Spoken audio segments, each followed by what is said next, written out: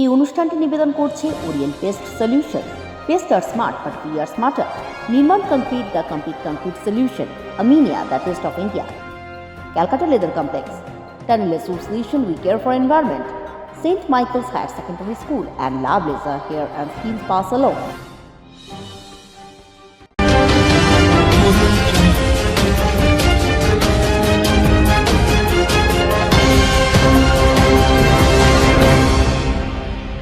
প্রথমবারের জন্য ভারতে আসছেন মার্কিন প্রেসিডেন্ট ডোনাল্ড ট্রাম্প। আর কিছুক্ষণের মধ্যেই স্বস্তিক ভারতের মাটিতে পা দেবেন তিনি। এরই মধ্যে টুইট করলেন প্রধানমন্ত্রী নরেন্দ্র মোদী। সকাল 9টার কিছুক্ষণ আগে টুইট করে প্রধানমন্ত্রী লিখেছেন, ডোনাল্ড ট্রাম্প, ভারতে আপনার আগমনের অপেক্ষায় রয়েছি। আপনার এই সফর অবশ্যই আমাদের দেশের মধ্যে বন্ধুত্বকে আরও জোরদার করতে চলেছে। খুব শীঘ্রই আহমেদাবাদে দেখা হবে। স্বাভাবিকভাবে মোদির এই টুইটের পর ট্রাম্পের আগমন ঘিরে উত্তেজনার আরও তুঙ্গে উঠেছে। ভারতের মাটিতে নামবেন ট্রাম্প। বুধবার রাতে হোয়াইট হাউস থেকে বেরিয়ে বিমানে চড়েন ট্রাম্প। বিমানে ওঠার আগে মার্কিন সাংবাদিকদের মুখোমুখি হয়ে ট্রাম্প বলেন, আমি এই সফর নিয়ে খুবই উৎসাহী। প্রধানমন্ত্রী নরেন্দ্র মোদী আমার খুব ভালো বন্ধু। ভারতীয়দের সঙ্গে দেখা করার জন্য আমি ভীষণ উৎসুক বলে জানান তিনি। Bureau report 24 hours TV. মার্কিন প্রেসিডেন্ট ডোনাল্ড ট্রাম্পের দিল্লি সফরের মাত্র একদিন আগে ট্রাম্পের সফর থেকে বাতিল দিল্লির মুখ্যমন্ত্রী ও উপমুখ্যমন্ত্রী। মার্কিন দূতাবাসের নির্দেশ মেনে সফর থেকে বাতিল হলেন তারা, যা নিয়ে তুঙ্গে রাজনৈতিক চর্চা। দিল্লির স্কুলগুলিতে মার্কিন ফার্স্ট লেডির খুশির ক্লাস পরিদর্শনের সঙ্গী হওয়ার কথা ছিল অরবিন্দ কেজরিওয়াল ও মনীষ সিসোদিয়ার। মার্কিন দূতাবাসের মুখপাত্র জানান, মেলানিয়া ট্রাম্পের দিল্লির স্কুলে খুশির ক্লাস পরিদর্শন কোনো রাজনৈতিক কর্মসূচি নয়। তাই এই অনুষ্ঠানে অরবিন্দ কেজরিওয়াল ও মনীষ সিসোদিয়া না থাকলেও কোনো সমস্যা হবে না। তবে আপ সূত্রে জানা গিয়েছে, কেন্দ্রীয় সরকারের কর্মসূচির জেরেই খুশির ক্লাসের সফর থেকে বাতিল হন অরবিন্দ কেজরিওয়াল ও Manish Sisodia. Bureau report 24 hours TV. রাজ্যের আইন শৃঙ্খলা নিয়ে তোপ দাগলেন মহারাষ্ট্রের মুখ্যমন্ত্রী উদ্ধব ঠাকরে। বিজেপি শাসিত রাজ্যগুলির আইন শৃঙ্খলা পরিস্থিতি নিয়ে কার্যত তুলোধনা করলেন মহারাষ্ট্রের মুখ্যমন্ত্রী। তিনি বলেন, উত্তরপ্রদেশ, দিল্লি যে এলাকার আইন শৃঙ্খলার দায়িত্বে বিজেপি রয়েছে, সেখানেই শাহিনবাগের মতো আন্দোলন হচ্ছে। এ প্রসঙ্গে দিল্লির জেএনইউ দুষ্কৃতীদের তাণ্ডবের প্রসঙ্গও টেনে আনেন। এর আগে একাধিক ইস্যুতে বিজেপিকে আক্রমণ করেছে শিবসেনা। কোনো ইস্যুতেই যে তারা গেরুয়া শিবিরকে ছেড়ে কথা বলবেন না, তা আরও একবার স্পষ্ট করে দিলেন মহারাষ্ট্রের মুখ্যমন্ত্রী Uddhav Thackeray. Bureau report 24 hours TV. গত লোকসভা নির্বাচনের ফল প্রকাশের পরই তৃণমূল সুপ্রিমো মমতা বন্দ্যোপাধ্যায় জানিয়েছিলেন, দলকেও প্রয়োজন মতো সময় দেবেন তিনি। সেটি যে কেবলমাত্র কথার কথায় তা নয়, বিগত কয়েক মাসের কর্মসূচি তার ফল। সমগ্র রাজ্যে পুরো ভোট নিয়ে দলীয় অবস্থান স্পষ্ট করার জন্য 2রা মার্চ বৈঠক ডাকলেন মুখ্যমন্ত্রী মমতা বন্দ্যোপাধ্যায়। বৈঠকটি হবে নেতাজি ইন্ডোর স্টেডিয়ামে। এর আগে কলকাতায় তৃণমূল পৌরপিতাদের সঙ্গে বৈঠক করেছেন পার্থ চট্টোপাধ্যায়, ফিরহাদ হাকিম। বৈঠকে উপস্থিত ছিলেন ভোটগুরু প্রশান্ত কিশোর। রাজ্যে ইতিমধ্যেই একাধিক জনপ্রতিনিধিদের কাজের মূল্যায়ন করেছে প্রশান্ত কিশোরের দল। সেই রিপোর্ট ইতিমধ্যেই জমা পড়েছে শীর্ষ নেতাদের কাছে। এই রিপোর্টের ভিত্তিতেই মুখ্যমন্ত্রী নেতাজি ইন্ডোর স্টেডিয়ামে ওই বৈঠক করবেন বলে জানা গিয়েছে। Bureau report 24 hours TV.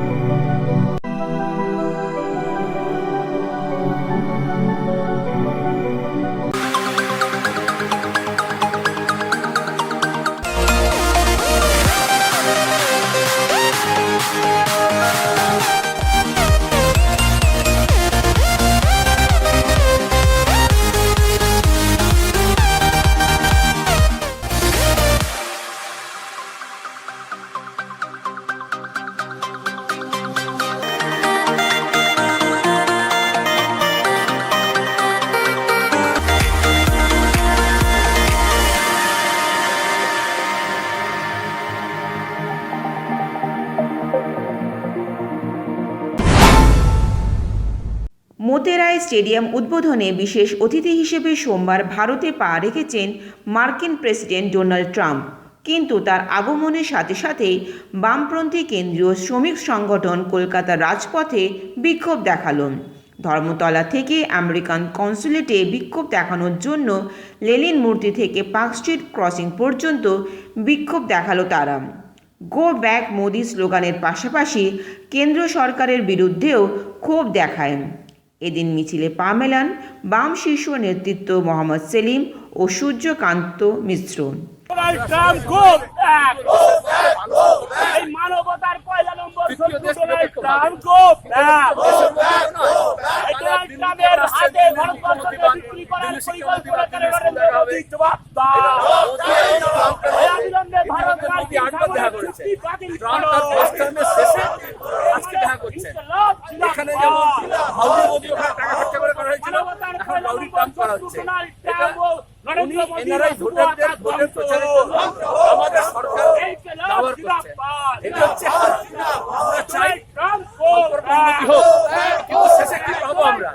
আমাদের কৃষি, আমাদের ডেয়ারি, আমাদের পোল্ট্রি, আমাদের ব্যাংক, আমাদের বীমা, আমাদের কৃষি জায়গাটা খুলে দিচ্ছে। Bureau report 24 hours TV. রাজ্য দপ্তরে কেন্দ্রীয় সাধারণ সম্পাদক রাহুল সিনহা বললেন, যখন ভারতে ডোনাল্ড ট্রাম্প এসেছেন সেই সময় কলকাতায় 12টা বামপন্থী সংগঠনগুলি প্রতিবাদ কর্মসূচি ও মার্কিন কনসুলেট ঘেরাও করেছে। এর তীব্র নিন্দা করলেন রাহুল সিনহা। এরা প্রত্যেকে বিদেশি ভাষায় কথা বলে তাদেরকে এই ভাষায় কটাক্ষ করলেন তিনি এও বলেন, এই দলগুলো আস্তে আস্তে তলানিতে ঢুকে গেছে এবং দিল্লিতে যখন সিএএ ও এনআরসি মৌজা পুরো সংঘর্ষ বাঁধে দফায় দফায়, এই সময় এইগুলো হওয়া বাঞ্ছনীয় নয়। এতে ভারতের ঐতিহ্য পরম্পরা ক্ষতি করে এবং রাজ্যপাল যে রাজ্য নির্বাচন কমিশনকে ডেকে পাঠিয়েছে সেটা সংবিধানের পদের কথা মাথায় রেখেই তবে তিনি ডেকে পাঠিয়েছেন বলে বলেন তিনি। কে কোন কারকার ভাই তৃণমূলে জয়েন করেছে তা আমাদের কি আছে? উনি আমরা কোনো চিন্তিত নই। কার ভাই কোথায় যাচ্ছে, কে যাচ্ছে, সে যার ভাই সে দেখবে। উনি আমাদের কোনো মাথা যন্ত্রণা নেই। আমাদের মূল মাথা যন্ত্রণা তৃণমূলকে বাংলা ছাড়া করা, আর সেটা আমরা করেছি। Bureau report 24 hours TV. পুরো ভোটের দামামা বাজতেই প্রচারের আসরে নেমে পড়েছে শাসক ও বিরোধী দল। রাজ্য বিজেপি সভাপতি দিলীপ ঘোষ সোমবার শ্যামবাজারের চা চক্রে বেরিয়ে এক দফা প্রচার সারলেন তিনি বলেন, কলকাতা পুর নিগমের নির্বাচনের লড়াই যে কঠিন হবে তা বুঝতে পেরেছে তৃণমূল সরকার। পায়ের মাটি সরছে সেই ভয়ে মেয়র পদের মুখ নিয়ে প্রচার চালাচ্ছেন। ভারতীয় জনতা পার্টি এবারে কলকাতা কর্পোরেশনে তার মেয়র বানাতে চায়, লোককে সেবা দিতে চায়, পরিবর্তন সেই আমরা লড়াই করব। আমাদের কর্মীরাও খুব উৎসাহের সঙ্গে কাজ করছেন, সংগঠন বাড়াচ্ছেন, আর এটা দেখে যারা ক্ষমতায় তারা ভয় পেয়ে গেছে, আমাদের উপরে আক্রমণ করছে। পরশুদিন উল্টোডাঙ্গাতে আমাদের কর্মীরা সিএ নিয়ে প্রচারে বেরিয়েছিলেন, তাদেরকে মারা হয়েছে, মহিলাদেরকেও ছাড়াবেন, তাদের উপরে হাত তোলা হয়েছে। এর থেকে বোঝা যাচ্ছে যারা ক্ষমতায় আছে তারা ক্ষমতা হারাবার ভয় পেয়ে গেছে। Bureau report 24 hours TV, Kolkata. দলনেত্রী মমতা বন্দ্যোপাধ্যায়ের হাত শক্তিশালী করতে হবে, এটা আমাদের দায়িত্ব। আমাদের ঐক্যবদ্ধভাবে লড়ে নেত্রীর হাত শক্তিশালী করতে হবে। ঐক্যের মধ্যে চির যাতে না আসে তা দেখতে হবে বলে জানান রাজ্যের স্বাস্থ্য প্রতিমন্ত্রী চন্দ্রিমা ভট্টাচার্য। রবিবার দুপুরে বারুইপুর ফুলতলার নীলা হলে জেলা তৃণমূল কংগ্রেসের SC ST ICDS এবং মহিলা কমিটির উদ্যোগে এনআরসির বিরুদ্ধে এক প্রতিবাদ সভার বক্তব্য রাখেন তিনি। এই সময় উপস্থিত ছিলেন দক্ষিণ 24 পরগনা তৃণমূল জেলার সভাপতি তথা রাজ্যসভার সাংসদ সুভাষিস চক্রবর্তী, রাজ্য তৃণমূল SC সেলের সহসভাপতি অরুময় গায়েন সহ আরও অন্যান্যরা। তিনি বলেন, রাজ্যে একের পর এক উন্নয়ন জারি রেখেছেন মুখ্যমন্ত্রী মমতা বন্দ্যোপাধ্যায়ের উদ্যোগে। রাজ্যসভার সাংসদ তথা জেলা তৃণমূল কংগ্রেসের সভাপতি সুভাষিস চক্রবর্তী বলেন, এই জেলায় মহিলাদের নিয়ে বড় সম্মেলনী অনুষ্ঠান হবে। কেন্দ্রীয় জনবিরোধী নীতির বিরুদ্ধে সোচ্চার হয়েছেন মুখ্যমন্ত্রী মমতা বন্দ্যোপাধ্যায় বলে জানান তিনি। প্রত্যেকটি জেলায় সভা করেছি এবং একটা জেলায় অন্তত 2-3 বার করেও আমাদের এই সভা হয়েছে। আমরা ডিসেম্বর থেকে শুরু করেছি। দিবস আসছে, লড়াইটা সারা পৃথিবীময় এখনো থেমে যায়নি। তার মধ্যে দাঁড়িয়ে মমতা বন্দ্যোপাধ্যায় আমাদের রাজনৈতিক সম্মান দেন, আমাদের অর্থনৈতিক সম্মান দেন, আমাদের সামাজিক সম্মান দেন। এটাই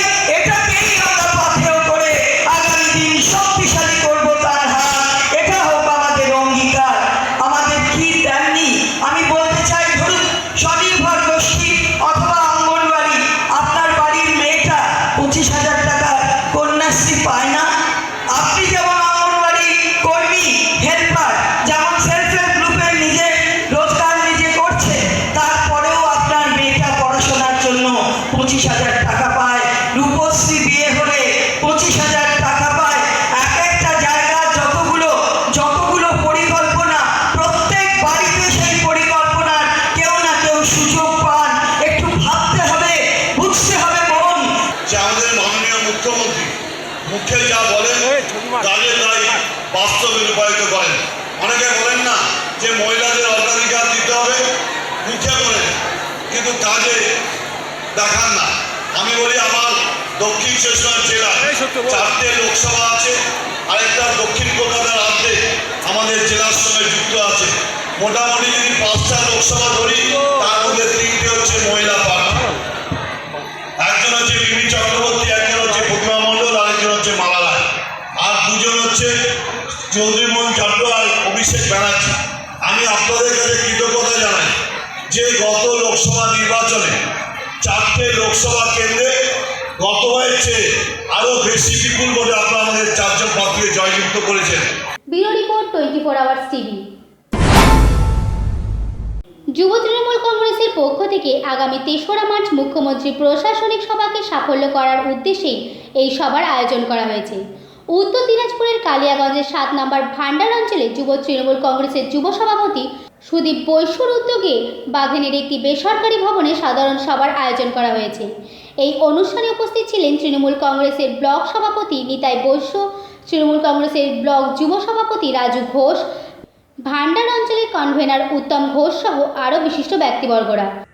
এটা যুব তৃণমূল কংগ্রেসের আজকে প্রথম মিটিং, গোটা ব্লকেই প্রত্যেকটা অঞ্চলে হবে। আজকে 7 নম্বর ভান্ডার অঞ্চল যুব তৃণমূল কংগ্রেসের ডেকে একটা সাধারণ সভা ডাকা হয়েছে, যে এখানে একটা শক্তিশালী স্ট্রং যুব কমিটি গঠন করার উদ্দেশ্য নিয়েই এই সভাটা ডাকা হয়েছে।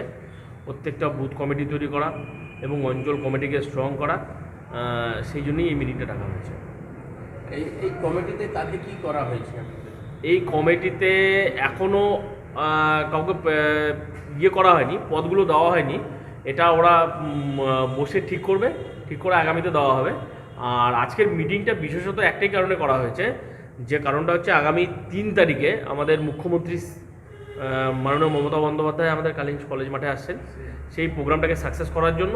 আর বিশেষ করে আগামীতে বুথ কমিটি, মানে বুথে বুথে গিয়ে বুথ কমিটিগুলো ফরমেশন করা হবে এবং বুথ কমিটি থেকে অঞ্চল কমিটির নামগুলো উঠে আসবে, তখনই তাদেরকে অঞ্চল কমিটির অ্যাপয়েন্টমেন্টটা দেওয়া হবে। সেই জন্যই আজকে এটা একটা সাধারণ সভা ডাকা হয়েছে, যে আগামীতে কীভাবে প্রিপারেশনটা নেওয়া হবে তার জন্যই আজকে এই মিটিংটা ডাকা হয়েছে। Bureau report 24 hours TV.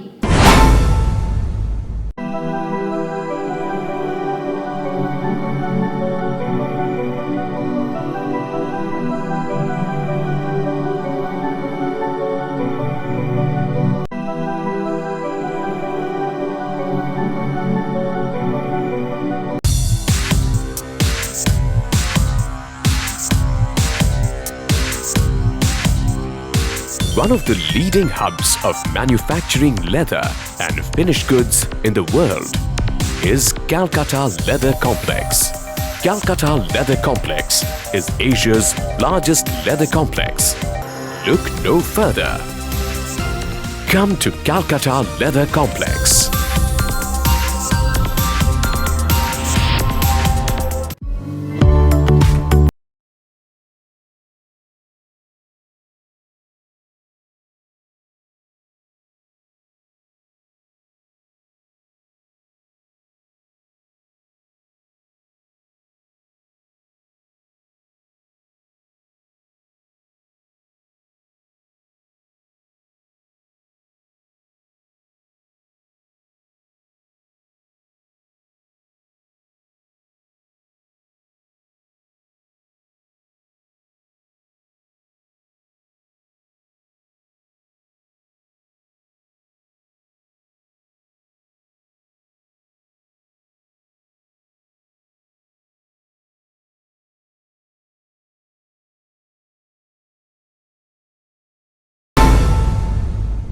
হাওড়ার সাঁকরাইলে এক সক্রিয় বিজেপি কর্মীর খুনের ঘটনায় তীব্র উত্তেজনা ছড়িয়েছে। মৃতের নাম শেখর মালিক। বয়স 44 বছর, বাড়ি সাঁকরাইল থানা এলাকার বাণীপুর শিবতলায়। শেখরবাবু বাসুদেবপুরের মণ্ডল সভাপতি ছিলেন। জানা গিয়েছে শিবরাত্রি উপলক্ষে বাণীপুর অধিকারী পাড়ায় শিব দুর্গার পুজো উপলক্ষে রবিবার রাতে নবনারায়ণ সেবার আয়োজন করা হয়েছিল। রাত 11টা নাগাদ খিচুড়ি বাড়িতে রেখে তিনি ফের মণ্ডপে চলে আসেন। সোমবার সকালে বাড়ি থেকে 50 মিটার দূরে রাস্তার ওপর তার মৃতদেহ থেতলানো অবস্থায় দেখতে পায় স্থানীয় বাসিন্দারা। মাথায় ও শরীরে বিভিন্ন জায়গায় ধারালো অস্ত্র দিয়ে আঘাত করা হয়েছে। খবর পেয়ে ঘটনাস্থলে পৌঁছায় বিশাল পুলিশ বাহিনী। পুলিশকে ঘিরে বিক্ষোভ দেখাতে থাকে গ্রামবাসীরা। পরে পুলিশ দুষ্কৃতীদের দ্রুত গ্রেফতারের আশ্বাস দিয়ে মৃতদেহ উদ্ধার করে ময়নাতদন্তের জন্য পাঠায়। ঘটনা তদন্ত শুরু করেছে পুলিশ।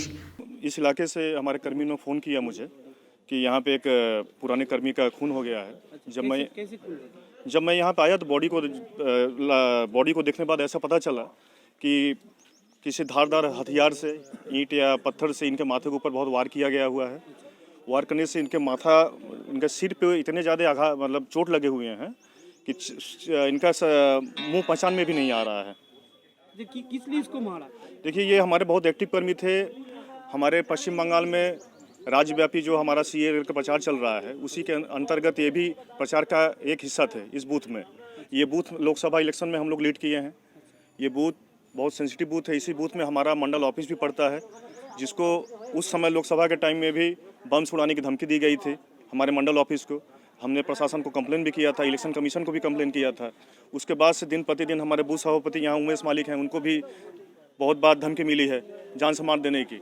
হাওড়া থেকে অর্পণ সিংহের রিপোর্ট, 24 আওয়ার্স টিভি। ভারতের সর্বোচ্চ চলচ্চিত্র পুরস্কার এবার ঋত্বিক রোশনের ঝুলিতে। দাদা সাহেব ফালকে ফাউন্ডেশনের পুরস্কারে সেরা অভিনেতা হিসেবে সম্মানিত হলেন ঋত্বিক রোশন। শুধু সেরা অভিনেতা নন, সেরা ছবি হিসেবেও পুরস্কার জিতেছেন সুপার 30। বিহারের গণিতবিদ আনন্দ কুমারের জীবন কাহিনীকে কেন্দ্র করে পরিচালক বিশাল বহেল পর্দায় তুলে ধরেন। লার্জার দ্যান লাইফ এই চরিত্রটিকে পর্দায় তুলে ধরতে কোনো সুযোগ ছাড়েননি পরিচালক। ছবিতে আনন্দের ভূমিকায় ঋত্বিক রোশন অসাধারণ অভিনয় করেছিলেন। এবার সেই অভিনয়ের স্বীকৃতি মিলল। গণিতবিদ আনন্দ কুমারের জীবন কাহিনী সিনেমার চেয়ে কিছু কম নয়। অঙ্কের সেরা ছাত্র আনন্দ অর্থ সংকটের কারণে পড়াশোনা করতে পারেননি ক্রেমব্রিজে। প্রতিশ্রুতি দেওয়া মন্ত্রী আমলাও মুখ ফিরিয়েছিলেন আসল সময়। নিজের অধরা স্বপ্নকে দরিদ্র ছেলেমেয়েদের মধ্যে দিয়ে পূরণ করেন তিনি। তথাকথিত এডুকেশন মাফিয়াদের হাত থেকে বাঁচিয়ে আনন্দ নিজের সুপার 30 টিমকে পৌঁছে দিয়েছিলেন দেশের সর্বোচ্চ শিক্ষা প্রতিষ্ঠানে। Bureau report, 24 hours TV. টেলিভিশনের ছোট পর্দার দুই জনপ্রিয় অভিনেত্রী সোলাঙ্কি রায় ও উষসী রায়ের মধ্যে এবার শুরু হবে হাড্ডাহাড্ডি লড়াই।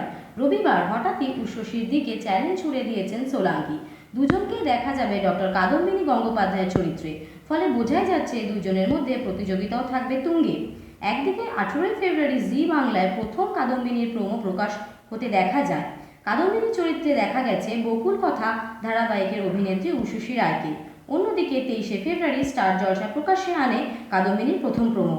এই ধারাবাহিককে অভিনয় করেছেন সোলাঙ্কি। এরপরই শুরু হয়ে গিয়েছে দুই অভিনেত্রীর মধ্যে তুলনা। দুটি ধারাবাহিকের টাইম যদি দুটি চ্যানেলে একই সময় হয়, তাহলে যে প্রতিযোগিতাও আরও তুঙ্গে হবে তা বলাই বাহুল্য।